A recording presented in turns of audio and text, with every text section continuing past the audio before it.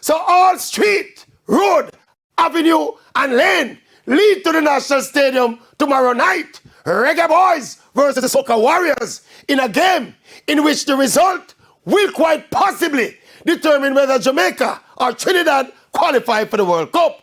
Now, if at the start of this World Cup campaign, some prophet came and prophesied that Jamaica would end up with home and away games against Bermuda, Trinidad, and Curacao for a space in the World Cup final, I would call that prophet a scammer. But right now, that is the equation.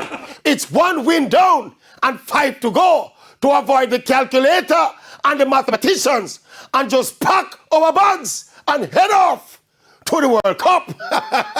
At this point, Jamaica is not going to become Argentina or Spain in football. Right now, it's all about intent, attitude, heart, soul, and literal hunger as we enter this latest battle against Trinidad and Tobago in this World Cup. Wow!